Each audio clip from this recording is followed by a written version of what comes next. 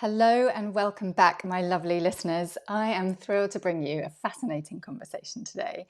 Meet Andrew Hartman, the first person I've ever met who lost his sense of smell and taste due to stress.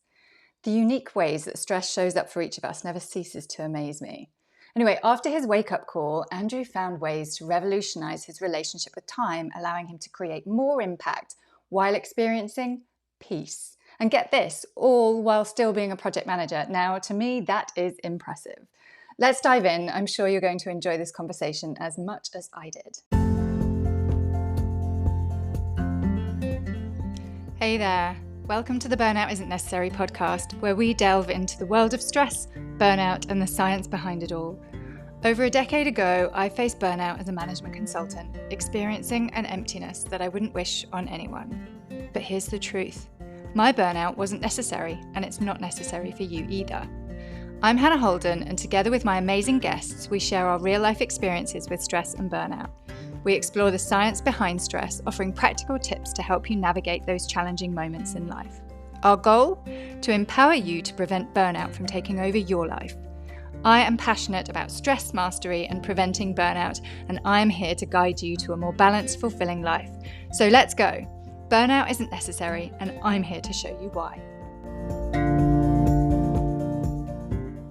Hello, I would like to give a very warm welcome to Andrew Hartman. Welcome to the Burnout Isn't Necessary podcast.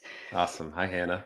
Hey, so for those of you who don't know, Andrew is the founder of Time Boss and coaches leaders on how to become more productive, but at the same time, find more peace.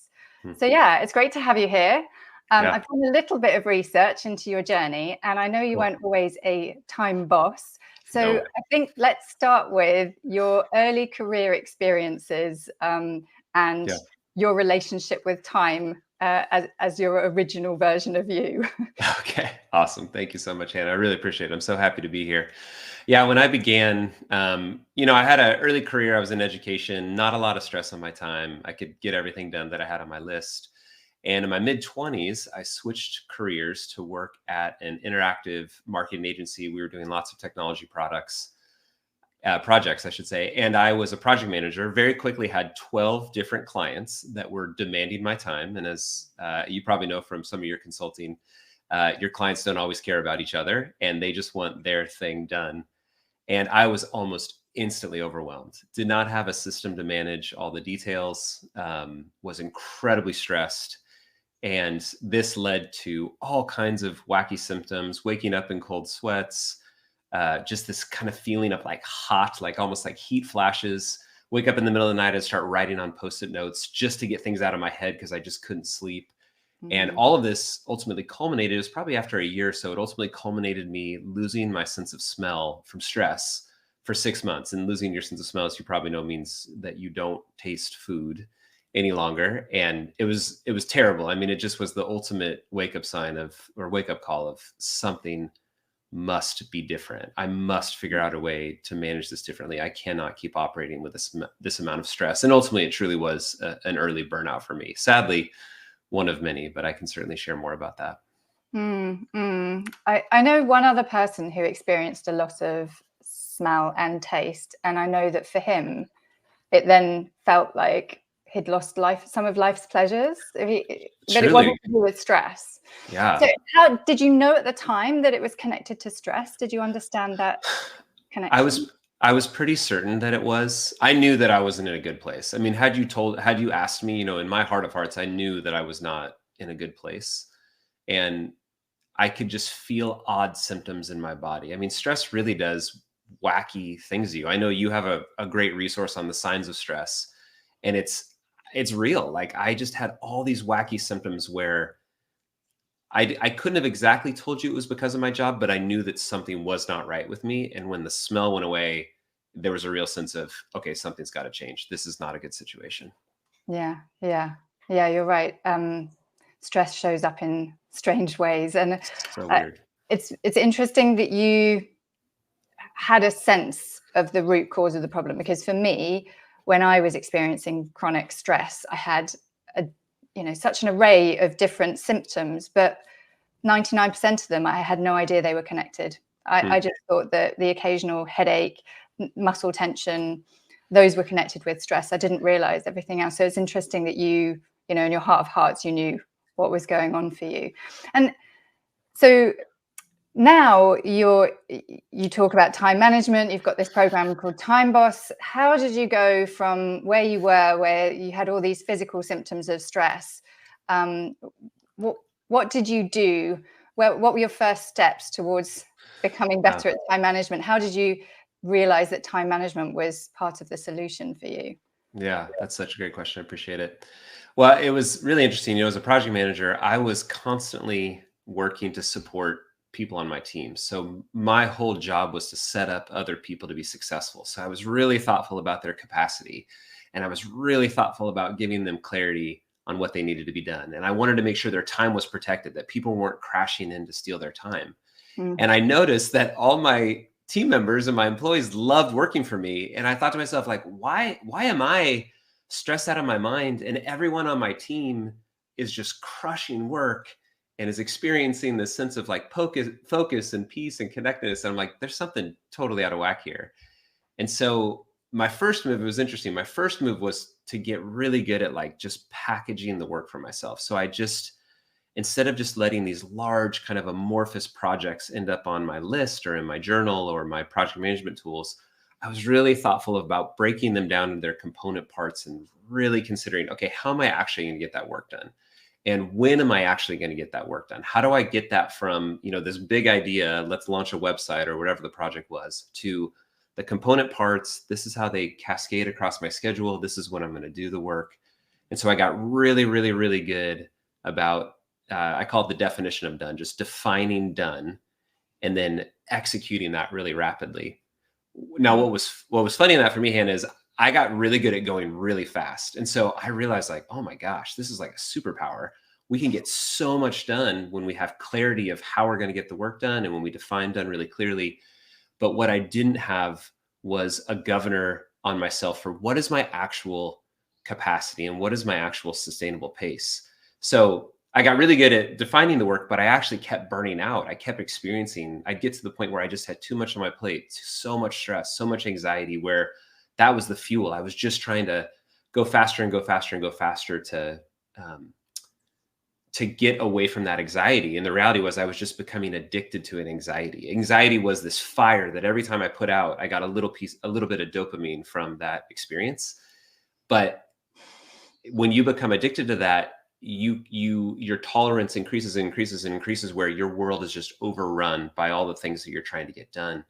And so I had one last just ridiculous burnout in 2016, crazy project, with a great team I was on, great people around me. It was a self-inflicted wound of so much stress. And that's the point where I added the governor of, okay, I have got to find my highest sustainable pace, where fear or stress or anger or anxiety are not the fuel that are going to drive me, but a sense of peace and belief and connectedness to the work. And really, that's when that idea of like, okay, what is my highest sustainable pace? What is the pace that I can run at forever to continue to contribute to the things that I really care about? And that's when everything turned for me. I started flying on projects. I mean, we just made such significant things happen, and I was doing it with a sense of peace and connectedness to the work. There was not stress, fear, anxiety. Certainly less as a quantity was getting done, but the quality of work and the focus of the work and the leverage of the things that actually made it to my schedule went through the roof. And so the impact of my work life was higher while I was actually literally hours wise working less. And the experience that I had personally was just peace and connectedness to the work I was making happen. And that was really the genesis of the whole idea of Time Boss. So I've been nodding and smiling a lot. I didn't mention to you before that I originally was a project manager in project and program planning, project management, and the concept of being addicted to stress and anxiety. Oh yeah, the adrenaline rush, just constantly on that edge. Yeah, just keeping above water, but yeah. It's like, I talk about it, Hannah, like my son's first birthday was the first time he had sugar. And the first time he had sugar, his eyes literally dilated. And like this whole new experience of food was available to him. And then from that day forward, he would have preferred sugar over anything. Literally to this day, he's 13 now. He would prefer sugar over anything because it's just instant dopamine. And the problem with anxiety is it's the exact same thing for us. It's so easy to go to our inbox when we see that unread count creeping up and just start answering emails because we get this little hit every time we do it. But it is absolutely disconnected from what is the best thing for us to be spending our time doing. Just like sugar is absolutely disconnected from the best thing my son should be eating for his whole person health, you know? So it's just I hope that resonates with people who are listening, because so many organizations live in a hero culture. Absolutely. And you can see how from a personal point of view, it will be self-perpetuating. And Yep. we might know theoretically that a hero culture isn't the best way to deliver quality, and to make sure that services are robust and everything. But there is something about, there's a motivation from the individuals caught up in that. And I think that this is part of it, right? This addiction to adrenaline. Yeah, I fully affirm that. Yeah, I say that we've just come to a point in society where stress, fear, and anxiety is the tax on the results we're getting, and I think it's terrible. I mean, I just think it's so wrong, and it doesn't have to be that way. People just need to be shown there's another way. Yeah, agreed. I'm very impressed that you managed to find peace and connectedness while still being a project manager. Project management is hardcore. There are, like, the nature of the job is incessant deadlines, and as you say, I mean, a sign of a great project manager is making sure that you've got that kind of air cover for your team, that they're not constantly being derailed and taken off to do other stuff. Right. But yeah, the nature of the role is always one deadline after the next, and here's another project, and here's another client. So I'm very impressed that you managed to do that while still in your role. So talk to us a bit more about what that looked like, how you managed to not just compartmentalize and define done, but also find a pace that you found sustainable. And how did you do that? That's a great question. So, I think as a fellow project manager, you had certain members of your team that had high capacity. You probably had very high bandwidth conversations with them. They could put out 2 or 3 times the work of someone else on the team just by the nature of their talent or who they were. And other people who had different skill sets, or maybe they had different areas of focus. And if you're a good project manager, you're really fine tuning the experience for each team member. And then again, I mean, really, you're trying to help them find their highest sustainable pace, because whatever they can do with the highest output for the longest amount of time, you're going to get the most deliverables back that you can then turn and give to a client, in that particular analogy. And for me, what I realized, as I mentioned, all of my teammates and team members and employees were experiencing what I would call peaceful progress. They were crushing work, and they felt protected, and they felt like they knew the definition of done, and they could just make it happen day in and day out. And I just came to the point where I'm like, why don't I just manage myself like that? I am a part of this system too. If I had someone looking out for me like this, I would perform so much better. And that's the whole idea of time boss. The phrase comes from when we set our future self up to be successful, we are literally the boss of our future self. In the same way I was the boss of my team, and I was considering their capacity, and I was considering giving them real clarity on the work to be done. And I was prioritizing so they didn't feel like they were constantly having to balance between a bunch of different priorities. They could just do the work in order that I had given it to them. I simply did that for myself. And so Time Boss, that whole model is really that. It's very agnostic of whatever goal, framework, or system that you're in. It's all about, how do I crush this next week of work, and how do I manage myself on a daily basis to be very present to what's in front of me, where, again, stress, fear, and anxiety don't rule the day, but more peace, connectedness to the work to be done that my time boss is set up for me to do. That's really the big idea. Interesting. It's coincidental that we have this conversation, because as an entrepreneur, as somebody who's now moved out of corporate and doing my own thing, the way that you plan your time and the things, it's very different. And I ended up with a negative relationship with planning because I had a plan, it didn't go to plan, and then I didn't really know what to do with myself. Right. So for months I didn't have a plan.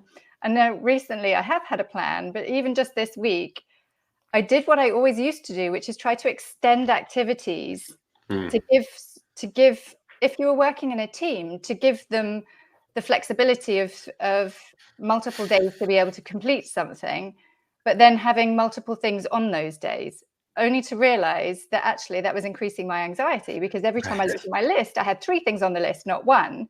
And in Right. fact, it could have been 1 thing each day for 3 days, but instead it was 3 things for 3 days. And then I felt like I'm supposed to be doing these 3 things today. And Right. so I've just in the last week, I've kind of revisited how I'm doing that, and like, no, I just need to focus on one thing because I am only one person. Right. So yeah, I think it's interesting that we're having this conversation when I'm having these realizations just this week about how I'm planning my own time. Well, and the thing I think I would encourage you, Hannah's time, your time is finite. It's very finite. There's only so much of it that you have, and by definition, it's valuable. It is this currency that you have to bring to this present moment. And so it's only prudent of you to be reflective and ask, what is the best way for me to invest Hannah time to get the best outcome? And I love what you said. Like, I'm just going to focus on this one thing today. I'm going to be fully present to it. I'm not going to think about all the other things on my list.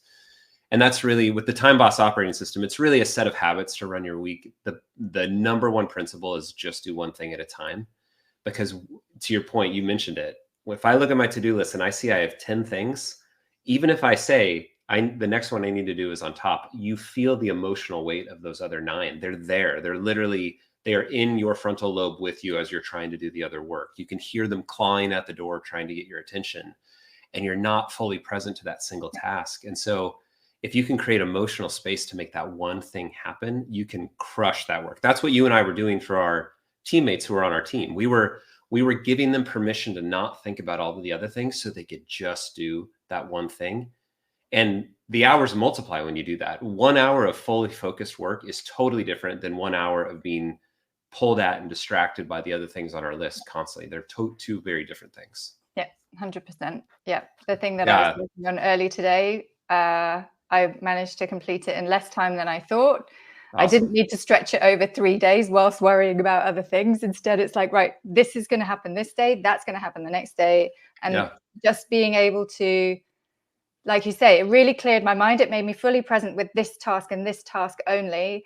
Right. And I'm sure the quality is better. I'm sure it took me less time. I wasn't Absolutely. distracted worrying about other things. So yes, I've come to the same realization. I affirm it, Hannah. It's a great innovation for you, And then it's about, like, how do you lock those in? So week over week, every future Hannah will benefit from this learning from you. How do you ensure that you have a habit that you're attaching this learning to where all future Hannahs, all future versions of you will get the benefit of what you learned this week? That's the key. Mm-hmm. So I know the answer to that for me, because I will be doing weekly planning. I will be scheduling what I'm doing, and I will no longer stretch things across days unless it genuinely is going to take me 2 days. And so fine, those 2 days become dedicated to it, but not, Right. I'll allow myself 4 days to do these 4 activities, and it's up to me on the day to muddle through the 4 things. That clearly didn't work for me. It was just distracting. Right.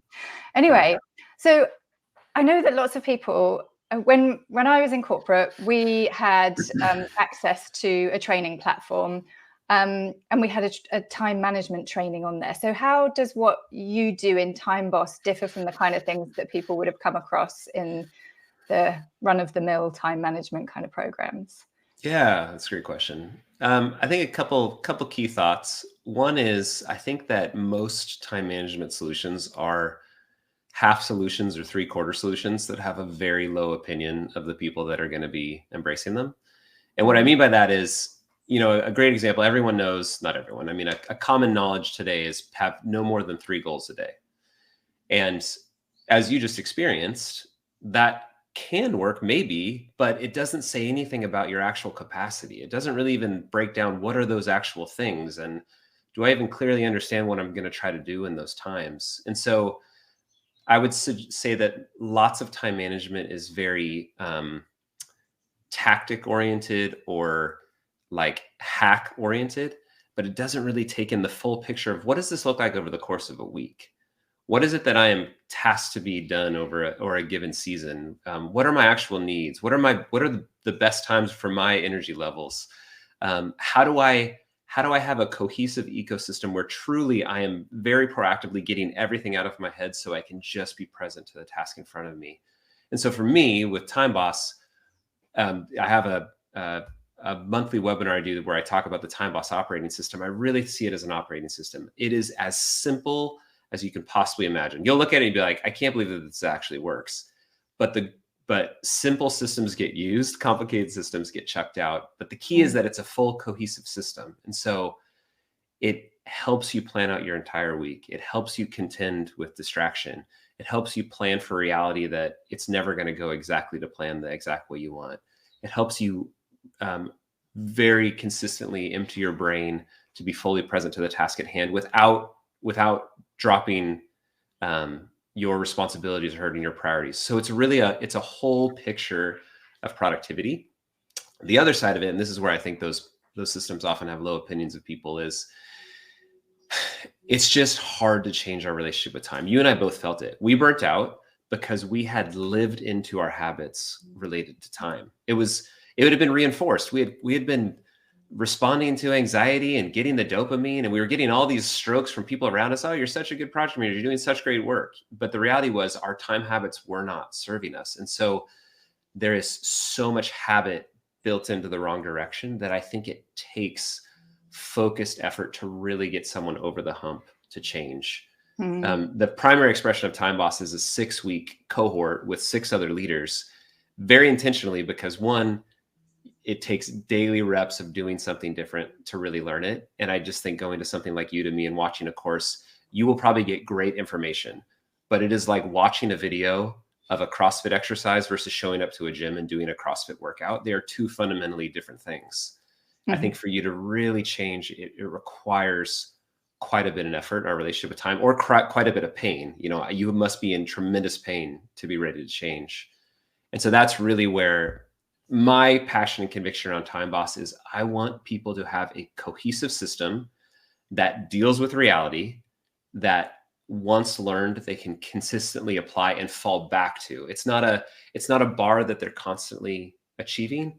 It's a set of habits they can fall back to. James Clear in Atomic Habits talks about how we don't rise to the level of our goals, we fall to the level of our systems. I'm trying to create a system around time that people can fall back to, where they can instantly get clarity, instantly get focused, know the work to be done, and get back to that sense of peace and connectedness anytime they feel like they're off kilter.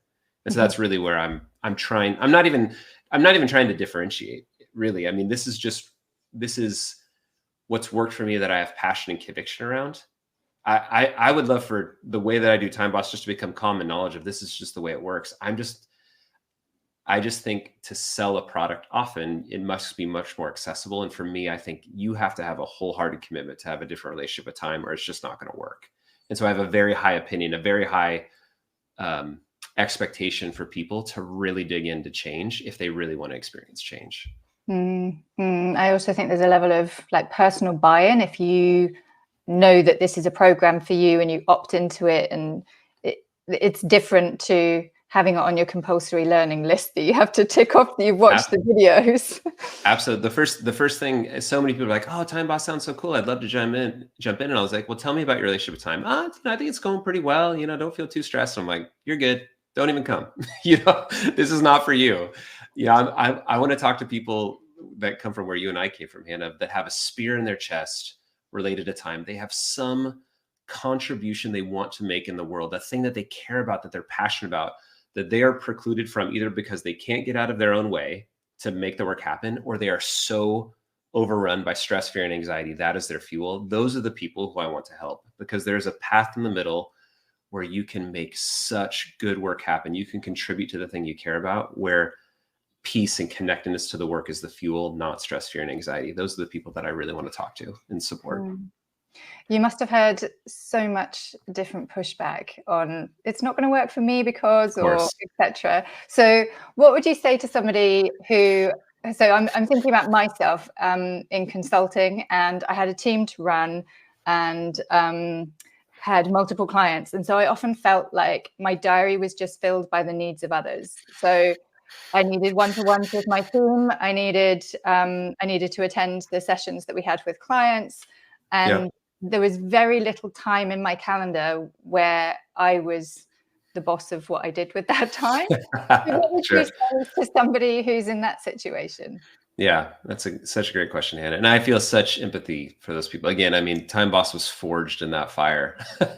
I've only worked at early stage companies, which are just high stress, high focus, lots of expectation, not a lot of margin for error. So that's where I've tried to make Time Boss incredibly practical. And it's not theoretical; it's very practical in that respect.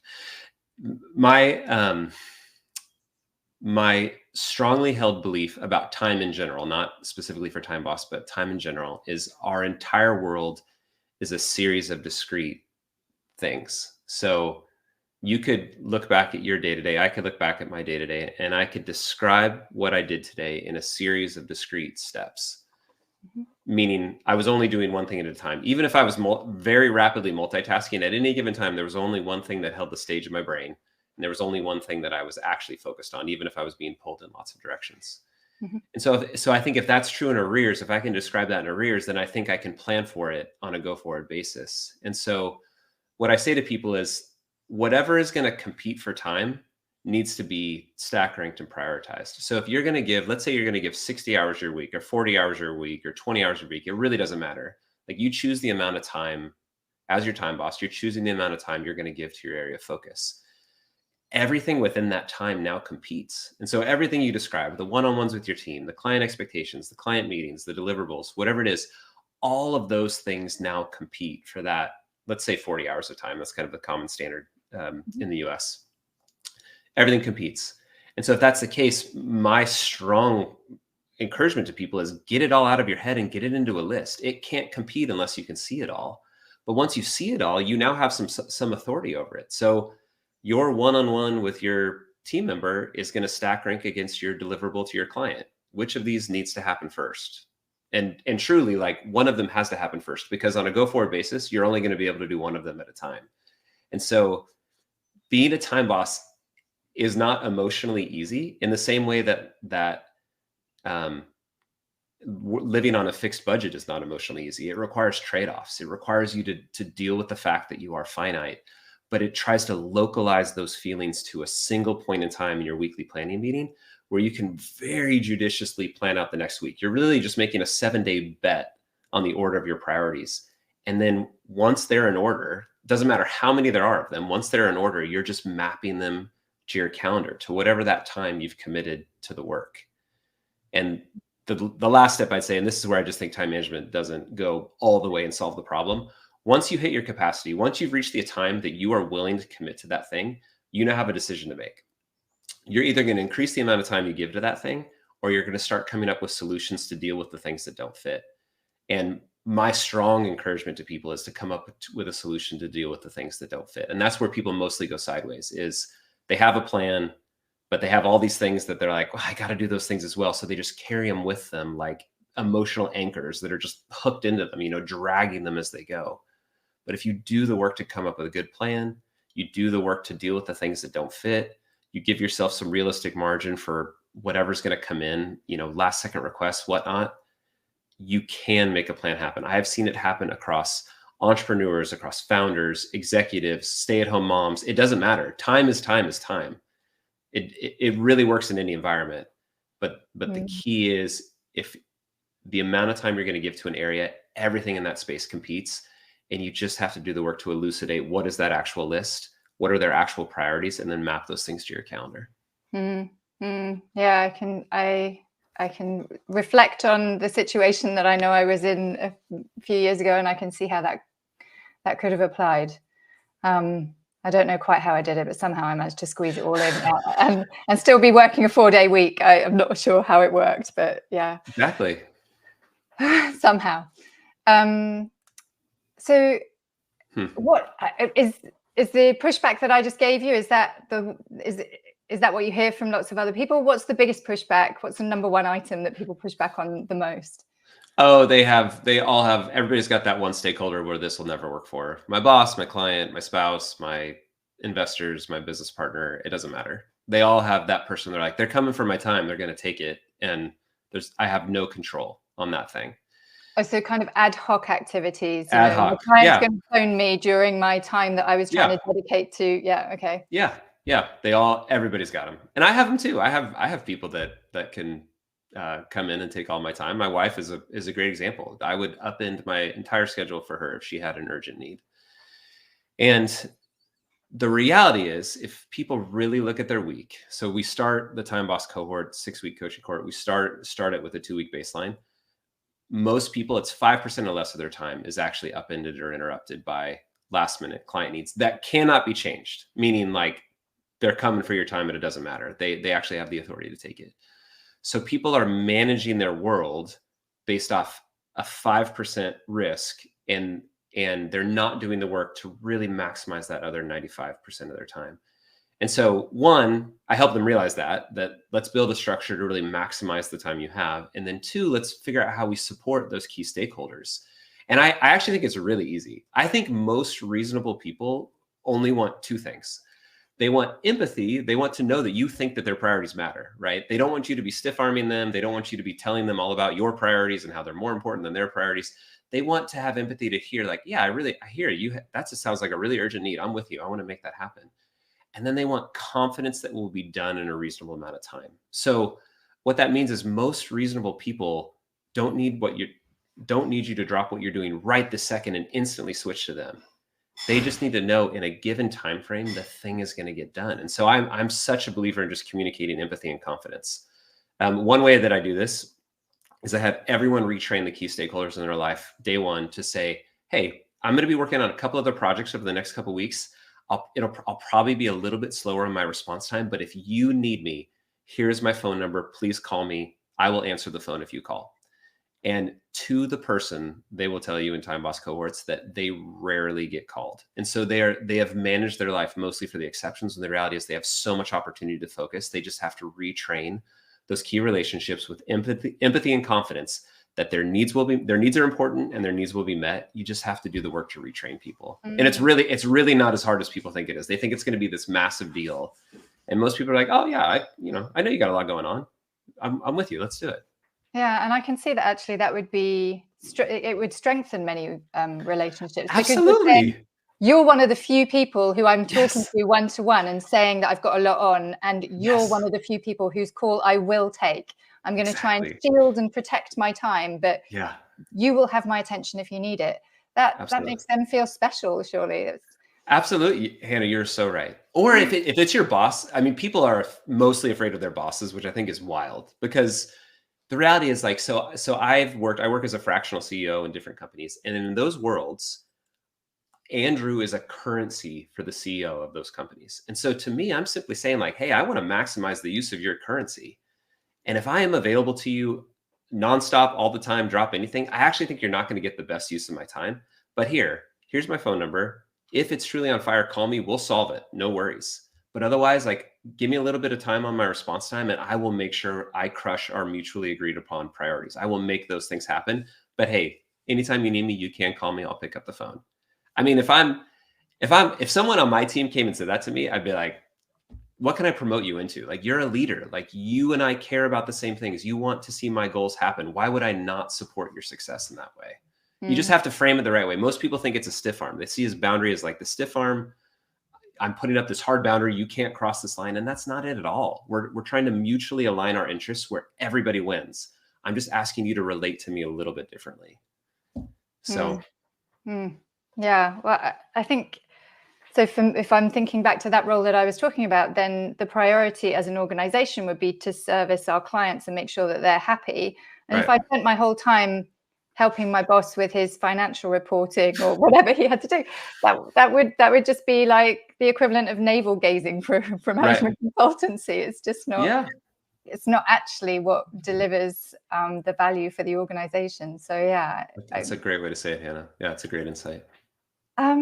Okay, so yeah, I wanted to ask you, are there things that you feel that you missed out on before you became a time boss, and what have you created space for in your life as a consequence of changing your relationship with time? Ugh, that's a heavy question. I mean, I'll probably get emotional talking about it. Yeah, I mean, I miss connectedness with my wife. I miss weekends with my family. I miss being present to my kids in their youngest ages. I was a ball of stress when my kids were little. I'd stand in front of the garage door and like try to do like deep cleansing breaths just to lower my stress and anxiety level as I came in to spend time with my kids. Kelly will tell you, my wife will tell you, it's just a totally different experience of having a present husband and dad than having someone who's just in a whole nother world in their head, but they are physically in the room with you. So I just, I have grace for that, Andrew. He was doing the best he could with what was in his hand. And he was obviously trying to improve, and he broke through. He did the work. And me now sitting here, I am so grateful for that Andrew putting in the work, but I'm so sad that he missed out on key areas of his kid's life, being emotionally present in younger years of my marriage. I mean, gratefully, I have a wonderful marriage now, but like we were stressed by me feeling the need to constantly go in on a Saturday and put more work in, or working late into the night, and not working out, my physical well-being going sideways. I mean, there just were so many costs from me not having a hold of my time where I could actually describe the life I think that I should live and then actually make it happen over the course of the next 7 days. I mean, it's just such a different experience of life now. I can't even describe it.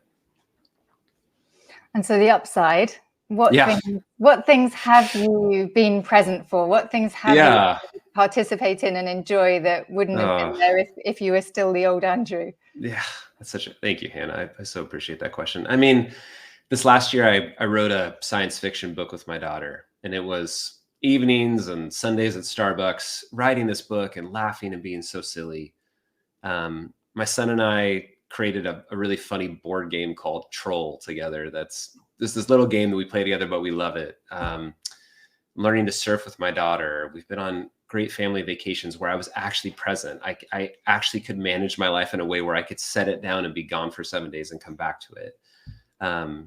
We're able to lead a ministry at our church that supports at-risk kids and families to help them have a bridge back to getting back up on their feet when they need to. I'm able to be at my kids' sporting events and be present. I can be in my neighborhood and just have a hour-long conversation with a neighbor and not in the back of my head thinking like, oh gosh, there's probably email piling up right now that I need to go handle, or what about that client call, or what about that one-on-one, or whatever. I'm just present. Like it's the life that I want to live. And I am having more leveraged impact in the places that I work than I've ever had. So I think that's the key. Time Boss is about peace and progress. It's about holding your impact steady or even increasing it.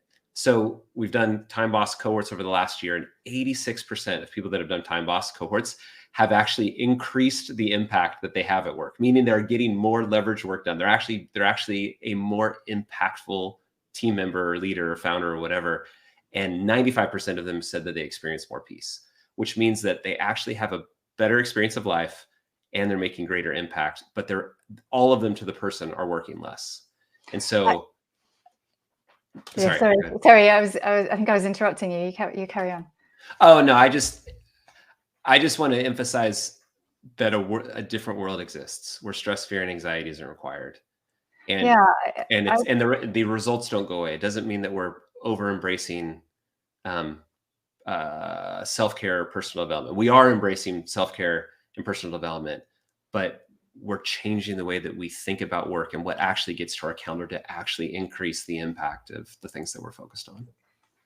I kind of had this realization that if we change how we treat our time, so if we are more respectful of our time, if we are protecting our time and we're having conversations like the one you were describing with your boss or with your client, other people are going to respect your time. They're going to value your time. Right. They're going to notice your input. And so I can really see how setting those boundaries around how you manage time is going to have people kind of sit up and listen and notice your contributions. And therefore you're having a bit greater impact. You're more visible. And like we said earlier, I was able to crack through. It was a course page. I was able to crack through that, and it was of a quality, and I was able to focus on it. And so I can really see how this all comes together, and that it is possible to achieve the results you're describing, to be more present, to be more impactful, even though you feel like you might not be putting in the same hours or I'm so hard. Can I add one more thing on that, Hannah? I love your insight. The primary experience of Time Boss is someone comes through and goes through a cohort and they go back to their team and they change their team, and then other members of their team come, because when you are an advocate that way and you start having an impact on that way, people start paying attention. Mm. And it's almost like living with a bunch of roommates and one of them starts working out and eating right. There's kind of this standard that gets raised of, oh, there's a different way of living that I could check into, and I actually think it's going to be a better experience of life.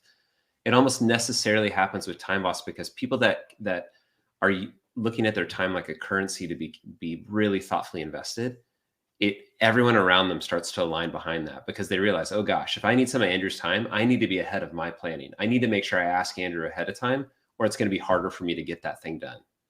I want to be really respectful. I know he's got a lot going on. I'm going to be really respectful of him. I'm going to tell him a week ahead of time when I need something. It almost necessarily increases the health of a culture just by having one person that sees themselves as a time boss. Amazing. Yeah. So if people want to know more about Time Boss and how they could get involved or learn a bit more about you, where should we point them? Yeah. So best place, easiest way to get connected is always on LinkedIn. Just you can find me, Andrew Hartman or Time Boss. If you head to timeboss.us, timeboss.us, we do run monthly webinars where we go over the Time Boss weekly operating system. It's just a great way to get connected. They're free. I'm a firm believer that the information is easy. It's the execution, it's the implementation of it that's really hard. And so if you're curious, everything's out there and available. Would love to share with people. And then if someone is at the point where they've got a spear in their chest and they need to make a change related to their relationship with time, my strong suggestion would be take a look at a Time Boss 6-week coaching cohort. It's really where people are experiencing life change. So yeah, would love to support people in whatever way makes sense. That's amazing. So the information is free and available, but if people need a helping hand along the journey, then that's why they should be signing up for Time Boss. That sounds very generous. Well, I'm just such a believer in, it's the CrossFit analogy. Watching a video of CrossFit versus going to a CrossFit gym are two totally different things. CrossFit should give away their exercises all day long, but if people actually need facilitated help, that's when they should engage. So it's a strong belief. So before we wrap up this conversation, was there anything else that you wanted to add? No, I'm so grateful, Hannah. Thank you so much for having me. I would encourage people, I do think the resource you have related to the symptoms of stress, I think is really important. I think people need to pay close attention. I was not paying close attention and it got really bad before I woke up. And so I think your resource is brilliant for people to get a look ahead of time of, hey, are there things going on in me that are indicators that are warning lights on the dashboard that something needs to change? And I think your resource would be a great way for people to get started. Yeah, like I said earlier, for me, I just had these symptoms that I just didn't connect to stress, recurrent infection, slow to recover from injury. I had no idea that was to do with stress. How can a sprained ankle have anything to do with my project delivery and the fact that I hobble around all day as a project manager, being so addicted to adrenaline as I was. But yes, so I'll include a link to the resource that we're talking about, the checklist of stress symptoms, and I'll also include the links to find more information about Andrew, including LinkedIn and the website. So thank you so much for coming and having this conversation. I found it really insightful. Awesome. Thank you so much, Hannah. I really appreciate being here. Thank you for being part of Burnout Isn't Necessary. Our aim is to assist you in navigating stress and preventing burnout. If you found our conversations valuable, please consider subscribing and taking a moment to rate the podcast. Your feedback is essential. I want to hear from you. If you have questions or ideas for future episodes, share them with me. Your input can shape the content that we create. A common question I receive is where to start in managing stress, and everything starts with awareness. Stress impacts each of us in a unique way, and some stress symptoms can seem a little random, so I've created a checklist of symptoms to help you better understand how stress shows up for you. There's a link in the show notes. And a quick reminder, this podcast is presented for educational and entertainment purposes only. It's not a substitute for professional advice. Stay tuned for more episodes, and until next time, take care of yourself.